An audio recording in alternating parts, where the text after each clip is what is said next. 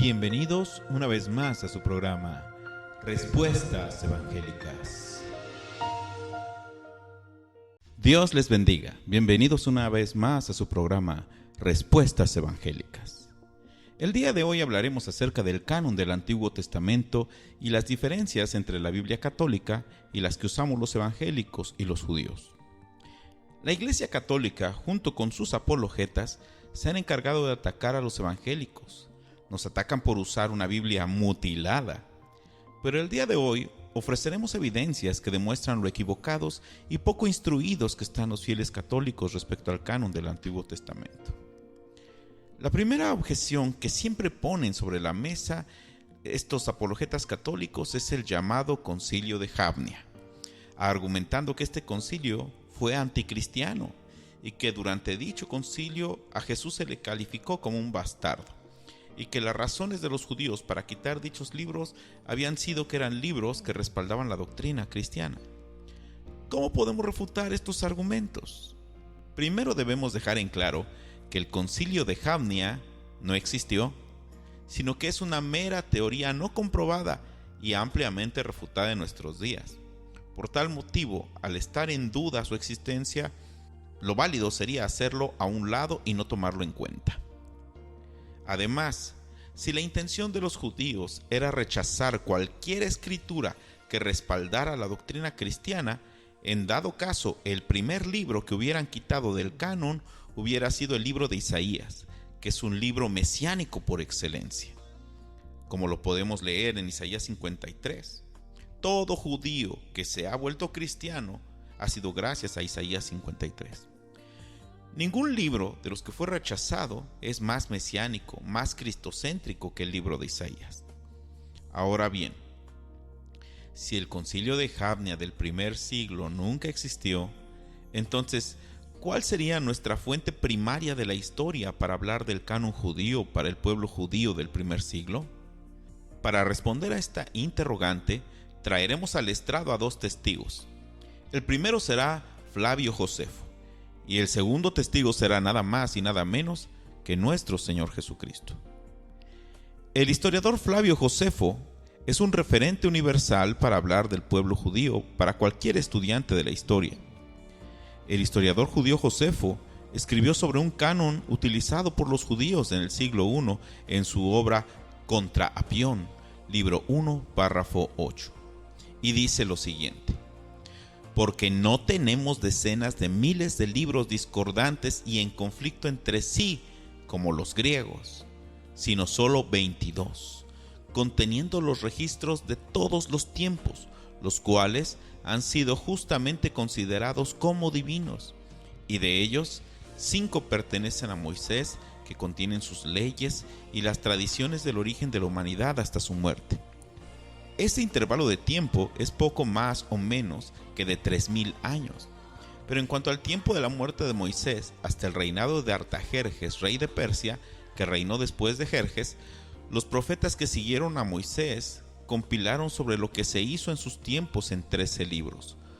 Los 4 libros restantes contienen himnos a Dios y los preceptos de la conducta de la vida humana. Esto es verdad. Desde el tiempo de Artajerjes hasta el nuestro, cada suceso ha sido registrado, pero los registros no han sido considerados dignos del mismo crédito que los de la época más temprana, porque la exacta sucesión de profetas no fue continuada. Pero qué fe hemos puesto en nuestros propios escritos se ve por nuestra conducta, pues aunque ha transcurrido tanto tiempo, nadie se ha atrevido a agregarles nada, ni a subtraer nada de ellos, ni a alterar nada.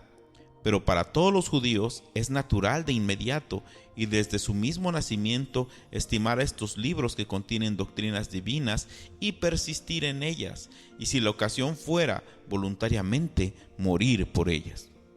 Aquí Josefo menciona a Esdras y a Nehemías en Antigüedades Judías, libro 11, capítulo 5, y a Esther durante el gobierno de Artajerjes, en Antigüedades Judías, libro 11, capítulo 6.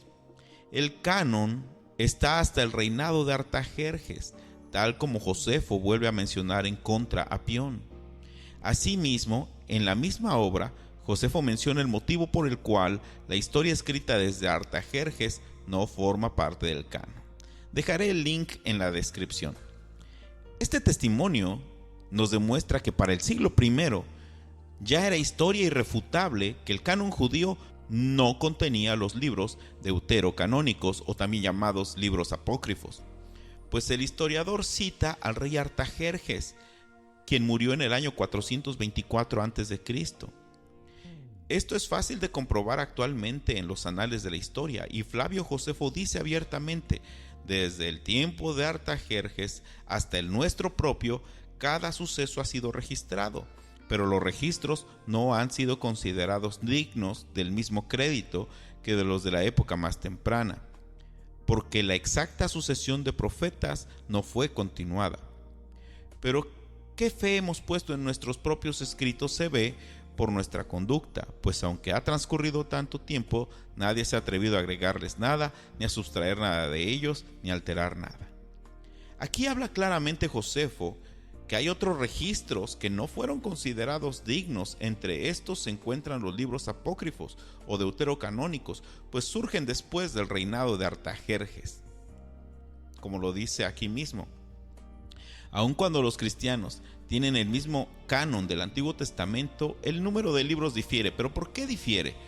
Esto se debe a que unos de ellos dividen a Samuel en 2 libros, a Reyes en 2 libros, a Crónicas en 2 libros, entre otros. Los judíos consideran también a los profetas menores como un solo libro. El orden de los libros también es diferente entre los judíos y los evangélicos, pues el Antiguo Testamento que utilizamos los evangélicos sigue un orden por tópicos, por temas, en lugar de un orden oficial. Pero al contarlos, al revisarlos, podemos analizar que son los mismos libros del canon judío y del canon que usamos los evangélicos. Esta evidencia histórica es aplastante y debería de ser suficiente para que nosotros podamos sustentar que nosotros no tenemos los libros deuterocanónicos, porque la iglesia del primer siglo tampoco los consideró santos. Pero bueno, es hora de llamar al estrado a nuestro segundo testigo. Llamemos a Jesucristo. ¿Cuál fue el testimonio de Jesucristo acerca del canon del Antiguo Testamento? En Lucas 24:44, en el aposento alto, Jesús dijo a sus discípulos: era necesario que se cumpliese todo lo que está escrito de mí en la ley de Moisés, en los profetas y en los salmos. Jesús indicó las 3 secciones en que estaba dividida la Biblia hebrea: la ley, los profetas y los escritos, aquí llamados salmos, probablemente porque el libro de Salmos es el primero y es el más largo de esta tercera sección. En Lucas 11:51 también Jesús hace mención de un periodo que inicia con el primer mártir del Antiguo Testamento y culmina con Zacarías, que sería el último mártir del Antiguo Testamento de acuerdo a la Biblia judía. Y lo dice de la siguiente manera: desde la sangre de Abel hasta la sangre de Zacarías. Con esto, Jesús confirma su testimonio respecto a todo el canon del Antiguo Testamento. Abel fue el primer mártir de la Biblia en Génesis 4:8 y Zacarías es el último mártir que se menciona, y de acuerdo con el orden del Antiguo Testamento hebreo, habiendo sido apedreado mientras predicaba al pueblo en el patio de la casa de Jehová, como lo dice 2 de Crónicas 24:21. Génesis era el primer libro del canon hebreo y Crónicas era el último. Jesús dijo básicamente desde Génesis hasta Crónicas, desde el primer libro del canon hasta el último. ¿En qué momento la Iglesia Católica incluye los libros apócrifos o también llamados deuterocanónicos en el canon de sus Biblias? Citaré para esta respuesta un link de la página Catholic.net, donde podemos encontrar que los deuterocanónicos no fueron admitidos como canon en el primer siglo. ¿Pero cómo es esto? ¿Acaso no los apologetas católicos se han dedicado a asegurarnos hasta el cansancio que el Antiguo Testamento que utilizaban los cristianos del primer siglo incluían los libros deuterocanónicos o apócrifos? Pues parece que la única historia que los apologetas católicos leen es la historia que les cuenta su iglesia. Es tanto como estudiar la historia cubana narrada por Fidel Castro o la historia venezolana narrada por Hugo Chávez. Este tema nos deja ver que es cierta esa máxima que dice: el que no lee está condenado a creer lo que le cuenten. Espero que este estudio haya sido de bendición y de ayuda para algunos, y para aquellos que quieran refutar expuesto en este video, pues están invitados a colocar sus comentarios. Seguramente daremos respuesta a sus interrogantes, y les pido que antes de refutar revisen la bibliografía que se les ofrece. Dios les bendiga y hasta la próxima.